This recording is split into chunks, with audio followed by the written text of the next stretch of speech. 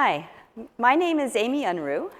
And my name is Kim Cameron, and I am addicted to robots. So when I first heard about the idea of the Internet of Things, that we could have all sorts of interconnected machines that talk and do things for humans, I thought, this is totally awesome. Finally, I can have a robot butler that brings me things. Maybe it wipes off my forehead, I don't know why. But I'm just going to say the elephant in the room here. I know someone else is thinking this. If you think about a bunch of interconnected machines, they're doing stuff for us, they're intelligent, there is one additional thing that comes to mind. And nobody wants this. No one wants robot overlords.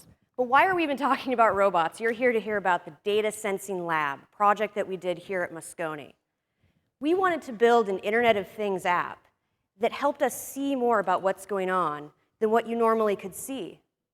We didn't want to create a robot army.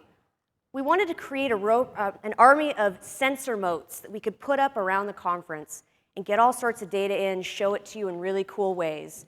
And again, to show us things that we couldn't normally see. Ooh. Slides are malfunctioning like a robot. Okay, so we wanted our app to do cool stuff like this. This is a chart of noise yesterday. As you can see during the party, Billy Idol, huge noise. And our app is going to do a lot of other stuff than this. But before we get into that, let's talk about how the project got started. So back in February, our colleague Michael Manucheri was at Strata, and he was intrigued by a project by the O'Reilly Data Sensing Lab team. The setup was fairly similar to what we're doing here. There were about 50 motes. They were set up across the conference. They gathered a bunch of environmental data. And based on that, we were shown visualizations about what was going on. And Michael thought, this is great. Why not bigger? So we took 500 Arduino boards for our project. And to each of these boards, we added a custom sensor shield, which was added by Kip Bradford of Kip Kits and Alistair Allen of, I forgot the name, Babylon Light Industries, yes. And each of these shields has a bunch of sensors on it: noise, light, humidity, some other built-ins, as well as 3 optional sensors for air quality, also RF, which we have tuned to GSM, as well as motion. So you might have seen these mats around. We even had one in the car. And that was registering when people were stepping on them and stepping off. Go slides. And the shields and the Arduino boards put together make up a mote, which is essentially a node in a sensory network. I'm sure you've seen them around. They have little blinky lights, cute signs, all of that. We put them up all over Moscone on all of the floors, including in some interesting spaces, such as I mentioned the car. There were a few in that blimp that was circling around the second floor. We wanted to get readings all over the place. In fact, I believe there was a mote in that really noisy Arc Attack game last night. The next problem was, how would these motes talk to each other? So some of you might be thinking, okay, set up a Wi-Fi network. And the issue with that is we would have to set up wireless routers everywhere for the range to work for the motes. Instead, we put up a mesh network. So the idea behind a mesh network is, let's say that there's a node that's close to its gateway. It needs to get its information there. That's fine. Sends the information, the gateway is right next by. But what about motes that are farther away at a farther range? They can just talk to the nearby mote, which then hops the message along through the motes until it gets to the gateway. This allows for a much greater range. So we have an XB radio on each of the shields, and it's communicating over a Zigbee protocol, which some of you might be familiar with. This network was set up by our partners, Digi International. They also worked on the Strata project, and they have a product called Device Cloud by Ethereos. So what's happening is each sensor mote is sending its readings every 20 seconds to the gateways, which are going to Device Cloud by Ethereos. They then do just a little bit, like add a timestamp, then they send it to us. So on our end, we needed to create a software solution to manage this. This is a challenging problem. How do you even get started with this? We knew it had to be scalable. We didn't want to focus much on the infrastructure, which is why we wanted to try out the cloud platform. And luckily, the woman who coded most of this project is standing next to me, Amy Unruh. So Amy, how did we get started with this challenge? Well, Kim, Oh, I apologize, I missed some slides. So, The suspense. the suspense, I apologize. So, I just wanted to show you a few visualizations before we moved on.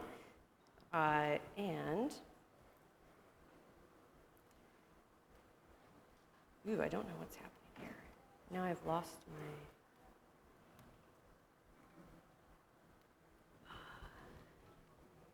All right, I'm just going to look up here. Or maybe I can't. Here we go. So, this is a live visual of temperature readings on the second floor. So as you can see, these two rooms are apparently very popular, as well as this is like the cloud sandbox area, all the other sandbox areas, and I'm not sure what's over here, but it's also very high temperature. And I apologize for my ineptness at getting out of this. Okay. As well, this is an interesting correlation that was done by our friends at Tableau. They have a really cool connector that hooks up to BigQuery, and it shows really neat visualizations.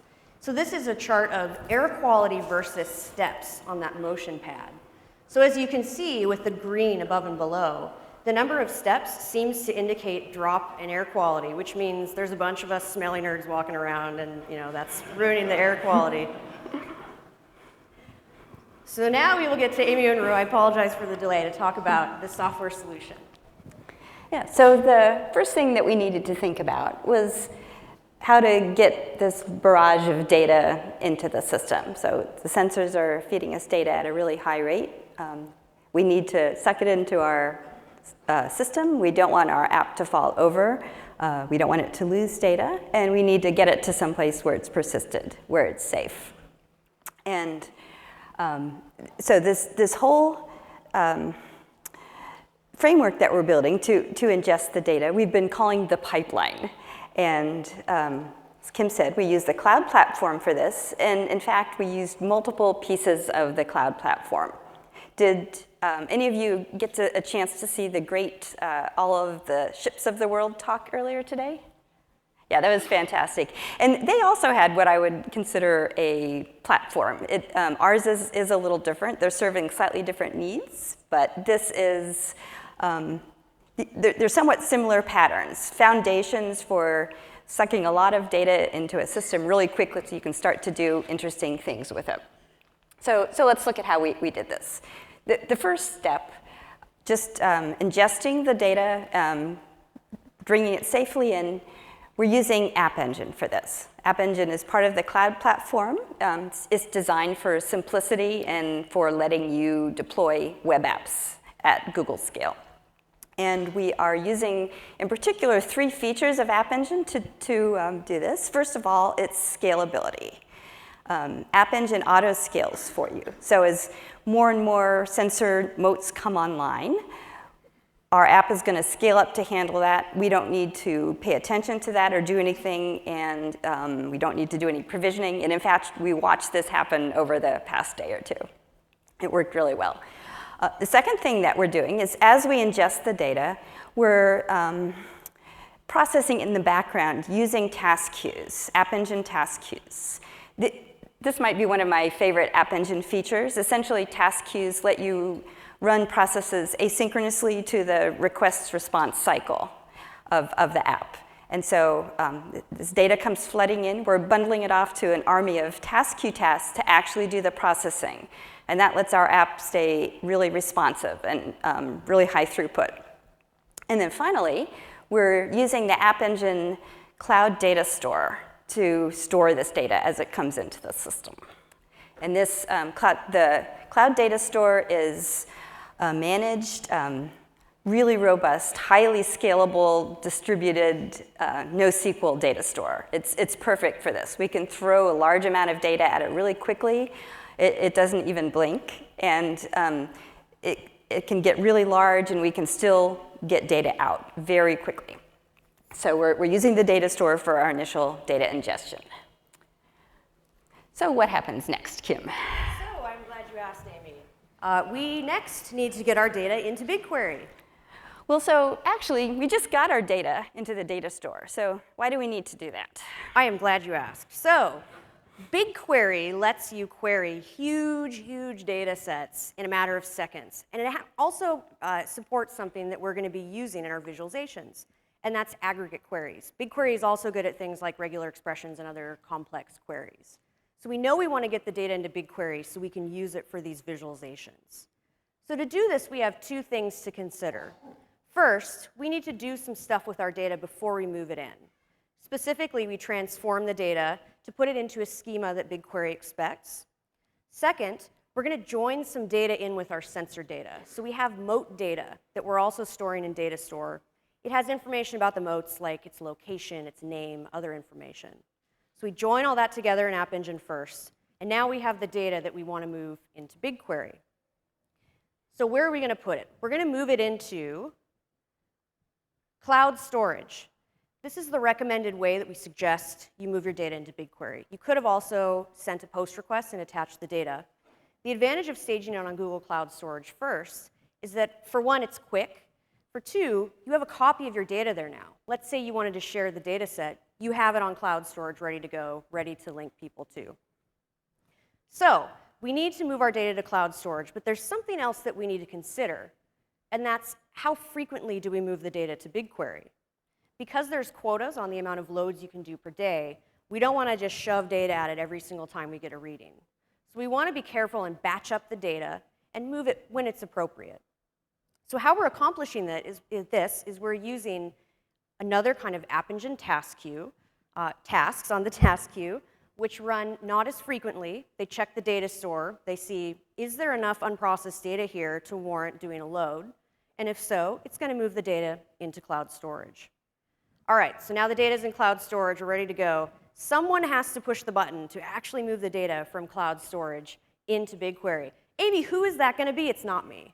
So That's going to be a compute engine instance. And as you guys probably know, compute engine lets you run really flexible, fast virtual machines in the cloud. So we're going to use compute engine to pull this data in. And it's going to instruct BigQuery to do these load jobs. Tell BigQuery to get the data from cloud storage and to load it in. So now I'm confused, Amy, because since our data is in App Engine, why don't we just have App Engine move the data into BigQuery? Yeah, so that's a good question. In fact, you could do this very easily in App Engine as well. There's an API that accomplishes this. It's really easy to use. And the reason that we're using Compute Engine is because we're already using it for other parts of our system.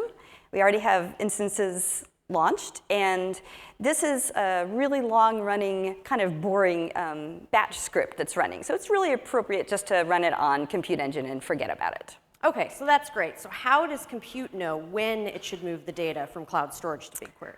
Yeah, so this is actually really interesting design pattern that we're using here. And if you saw the ships, all the ships of the world talk, you might have caught this being used with them as well. We're using pool queues, App Engine pool queues. So pool queues have a REST API, and they essentially let you place messages. One process can place a bunch of messages on this pool queue, and other processes can pull off the messages and do something with that information.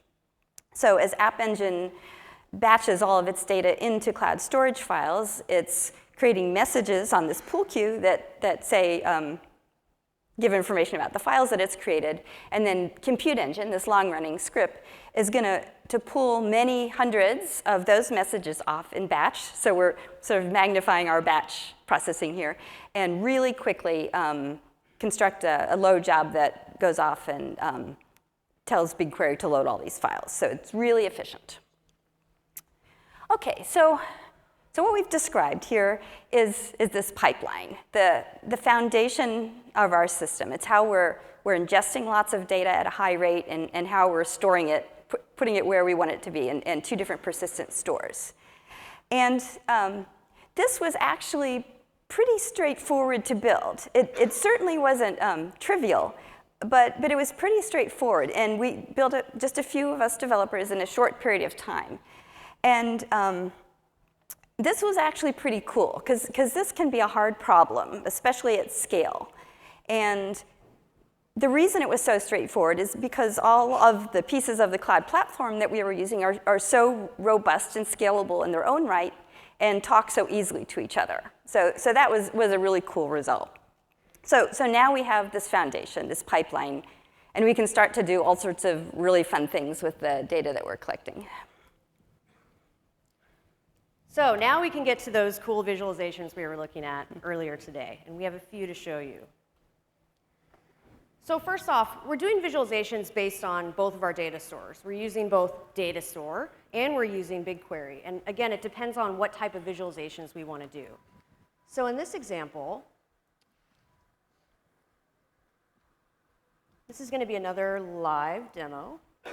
And this one is, it's a little bit hard to see there, but these are the pressure mats that are on the first floor. So if you look in this area here, these are the escalators. They're counting steps. And you can also see there's a lot of traffic here by both sets of doors. And I don't know what this is, but it's curious. So this one is getting data from Datastore. It's just getting the last X values. It's very quick to do there. We don't need to use any sort of complicated aggregate queries. And we have a lot of things like this with, you can look at recent light readings, noise readings, stuff like that.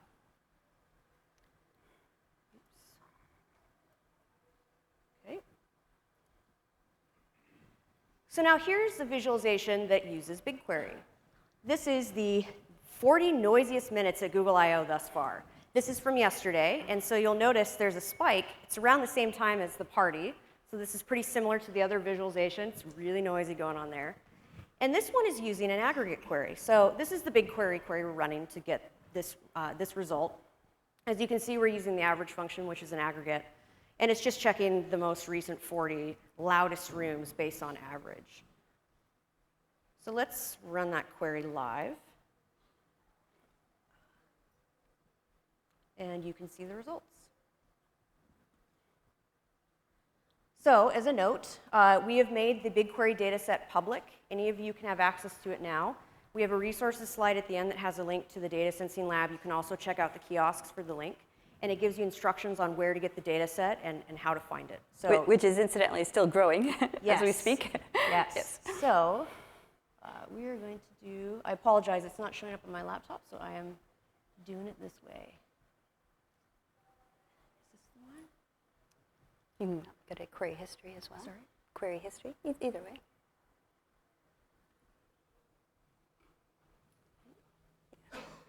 So if you go to query history. It's hard to see. Oh, query history. Yeah. Okay.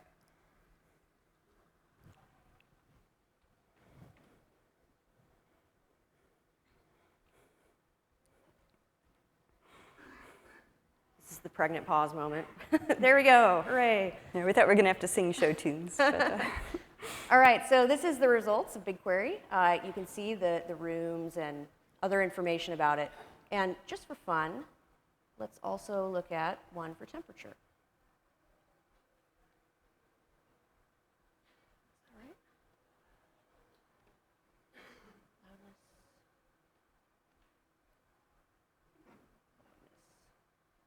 If I can find it. Here we go.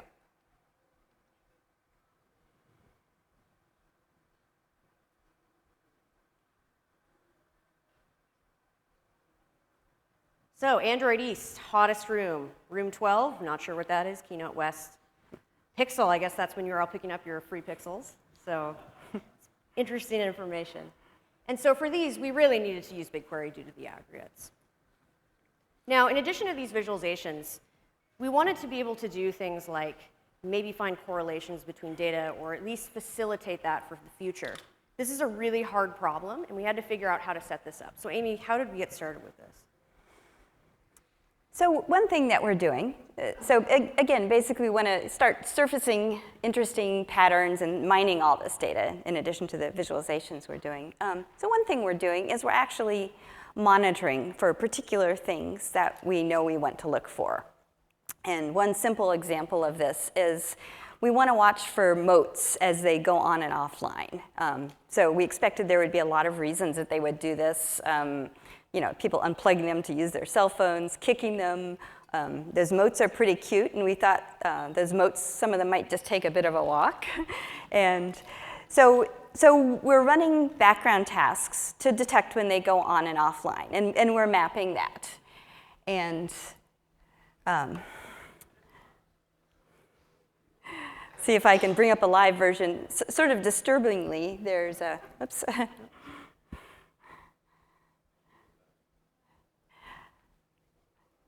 Yeah, why don't you do it while I talk? So I don't know the link. Just click on missing motes. Yeah, sort of disturbingly, there's a lot more missing motes today than there were yesterday for some reason on the, it's all right, we'll just look at the screenshot, yeah.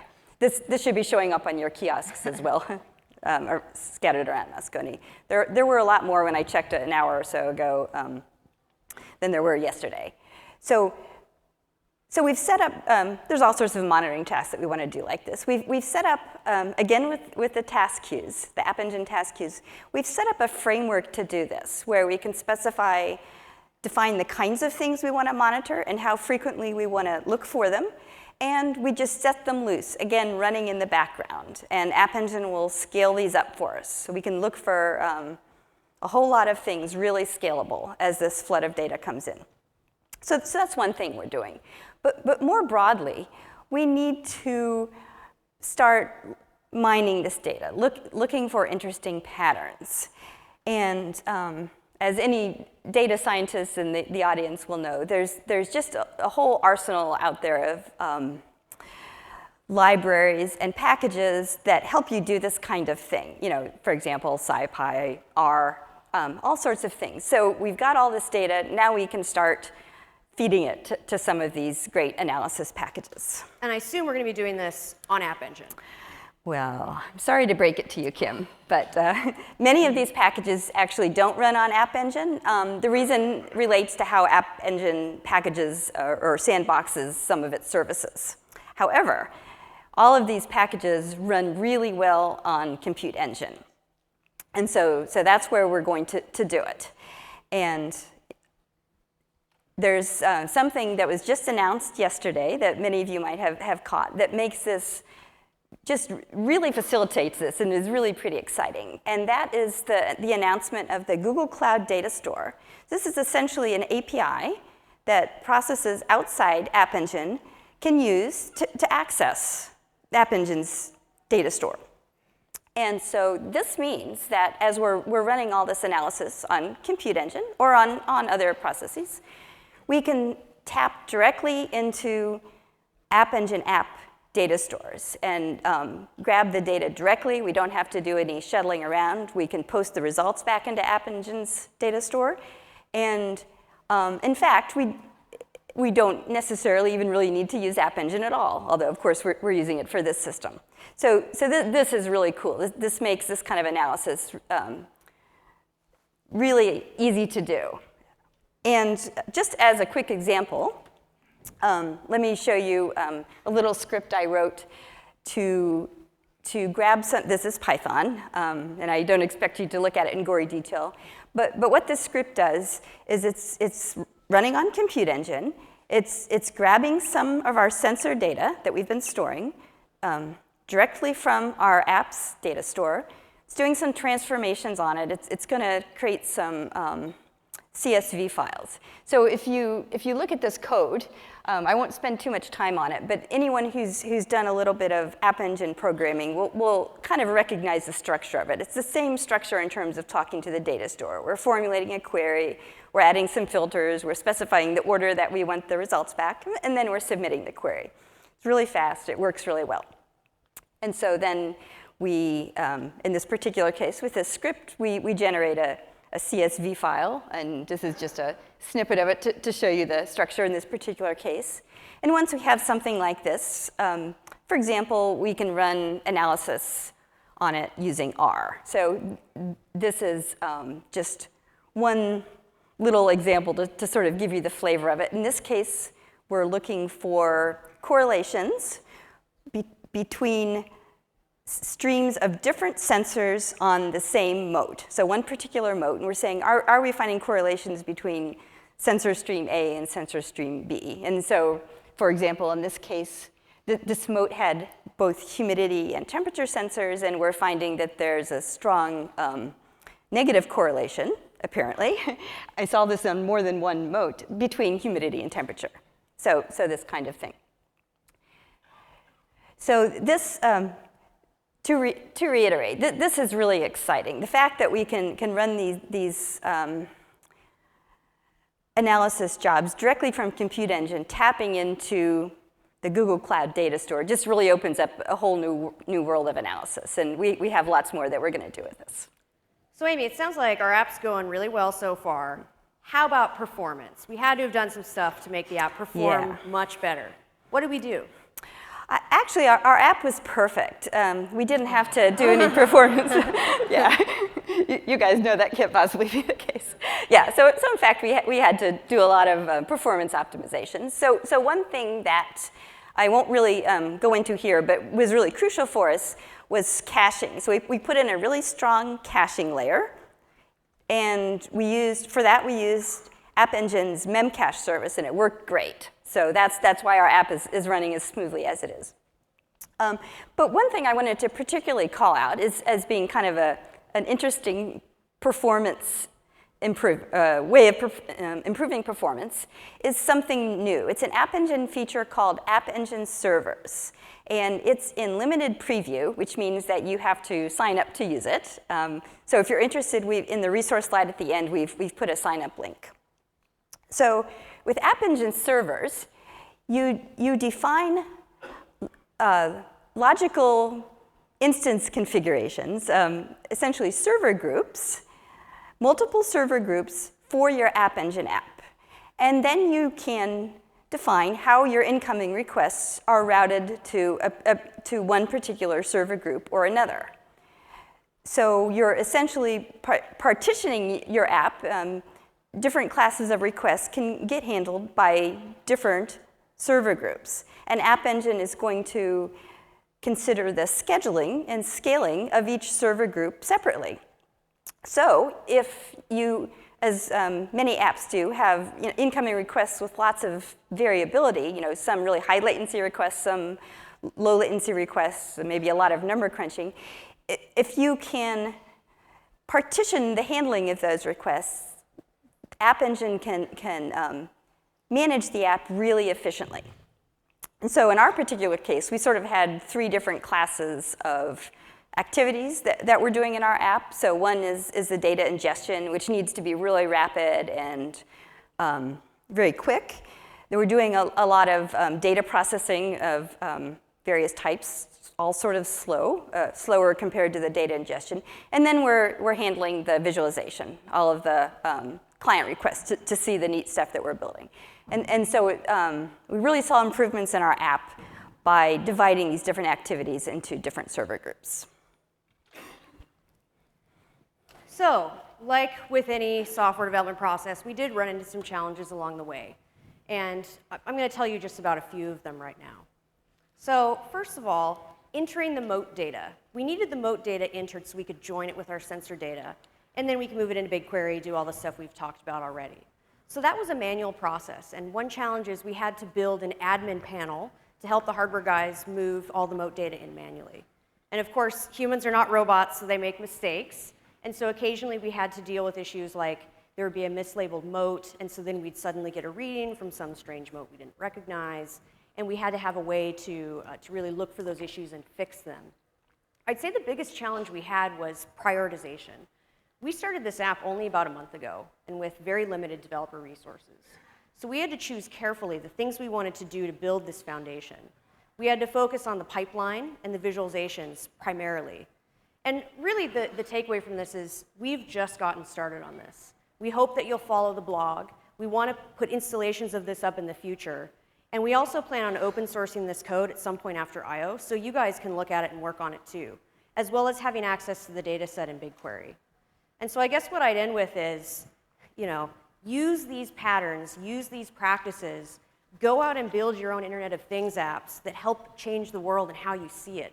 just please, for all of our sakes, do not build a robot army. Thank you.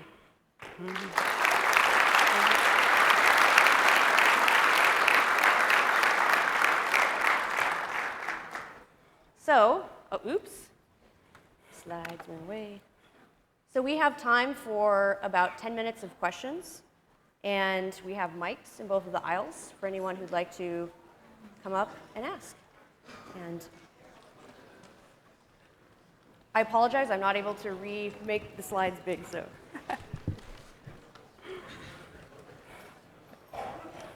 Which side? How about you? Yes, I noticed that there was somewhere around 500 motes out on the floor. How does this problem change if you increase that number to, for example, let's say 5,000 or let's say 500,000 motes, or even let's say 50 million? Is that maybe 50 million is a little bit too much, but you know. Yeah. But I mean, a very, very large amount, for example, in a cable network or something, where there's, you know, I mean, maybe not with modes, but with different. So what we're seeing, what we're seeing right now is that App Engine is not even really breaking a sweat drawing in this data. And so we have every reason to believe that we'll scale up very gracefully to much larger installations. Yeah, I couldn't speak to, you know, millions and millions of motes, but certainly, you know, we could have an order of magnitude more motes, and I wouldn't expect any problem at all. With the same with the same configuration, okay. Yeah. Cool. Thank you. I actually have a hardware question for you, and I've been looking forward to this ever since I saw the motes sitting around everywhere. And no, I'm not one of the ones that took one, although I was really tempted, I'll have to admit. But I'm actually working on a project doing some sensing of growing conditions in the tropical regions. And so when I saw, you know, XB motes and you know, you have all the right sensors on there and everything. So you said those are custom shields. Are they going to be available somewhere? So the fellows that made the shields, actually they're in the audience here, so they're around for questions afterwards as well. There's Alistair right there. I don't know if Kip's here. And they are planning on open sourcing the board at some point. So you can get more information about that at their website, which is datasensinglab.com, or you can feel free to chat with Alistair afterwards. Okay, thanks. Thank you. Yes. Hi, hello. Well, I see that you start with cloud storage, then to BigQuery, then converting those files to a CSV file to do complex event processing or something like that. Is there a way to avoid all that process of porting data to one structure to another? For example, if I do incremental updates, probably that's going to be a pain. Yeah, so BigQuery right now supports two schemas. So one is CSV format and one is JSON. So I think in the future it might be great if there are more schemas. For now, it would have to be one of those two. So, you know, if you're starting a project from scratch, you could think about, well, is there a way I can structure my data that way naturally so it's easier? But yeah, that is a limitation right now. Thank you. Thank you. I'm curious with the 500 nodes that you showed and the use of mesh networks, how it was that mesh data got collected. You know, was there some point, you know, that brought it onto the internet? So I'm not sure of the answer to that. We focus mostly on the software side, and Digi were the masters of setting up the mesh network. So they would be able to answer that question better than me. And they will be at the Cloud Sandbox later on to help answer that question. Thank you. Thank you. Hi, I have a simple question. How did you decide where to place each of every sensor? Yeah, Alistair could answer that question. Okay. He can tell you it was time-consuming, and he probably lost lots of his hair doing it. I think that is one of the ongoing challenges. Like, how do you know how many motes to put, and where do you put them, and how dense do you pack them in? And these are things that was sort of a learning lesson, and hopefully we'd improve in the future. But in a sense, we placed them knowing ahead of time where we thought interesting things would be going on, and you know. That was certainly part of it. Thank you. So with these large data sets like this, did you give any thought to testing whether the results were correct? In the sense of whether we have dirty data, missing data, or do you mean like in the calculations were or calibration? incorrect, or you had, you know, somehow you overran some of the data or didn't get it, all that was there? I mean, sure, there's, Yeah. this is, there's not that much at risk. Yeah, Right. so there are several, it's a really interesting question. There are several levels of that question, of course. And Right. one is just the question of how well calibrated are the motes with each other. And we believe that, we haven't done much of this yet, but a lot of the correlation analysis that we're planning on doing should help flesh that out a little bit. Right. And then we anticipate that we will have gaps in our data. For example, motes are going on and offline all the time. Sometimes one of the sensors on a mote doesn't report. Sometimes our motes get mislabeled. And so any analysis we do will have to deal with that, whether it be to be tolerant of that or to try to clean it up.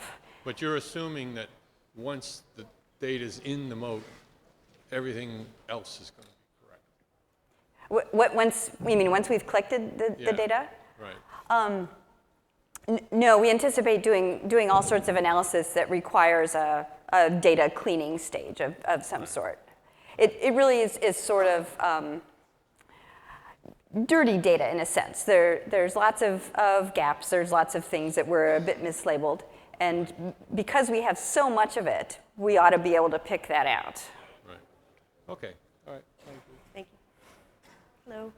Hello. Yeah, so I mean, one of the things about Google I/O, I mean, I've been coming for a long time, and our Wi-Fi network here has been pretty bad, and this year I think is about the worst. And so how do you know that you can deploy 500 motes in this incredibly challenging environment without exacerbating the problems we already have with Wi-Fi?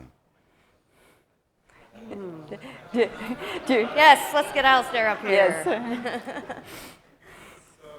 So the Zigbee mesh is actually in between the Wi-Fi channels. So They're all 2.4 megahertz yeah, channels? they're 2.4 then they gigahertz. overlap. No, well, not exactly. They're 2.4 gigahertz channels, but the actual Zigbee channels are between the Wi-Fi channels. So they're in the bottoms of the Gaussians.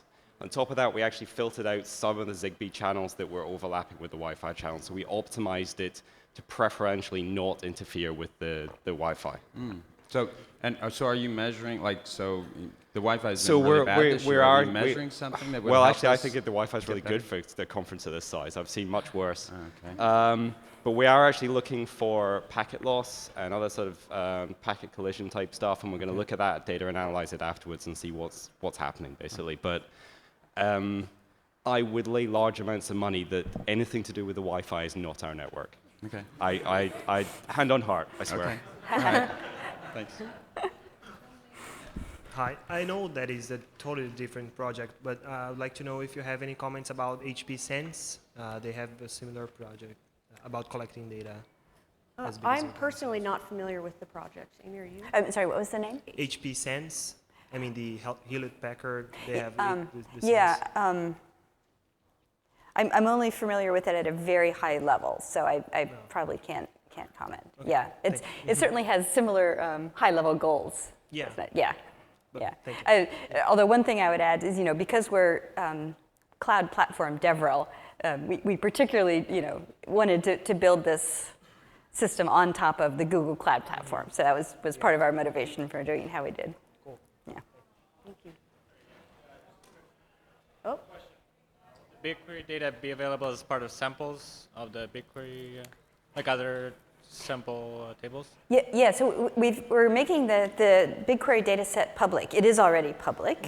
And if you go to the... yeah, so, and I apologize for the slide not being full screen, but if you go to the kiosks, you can have access to the website, and you can even mess around with it there.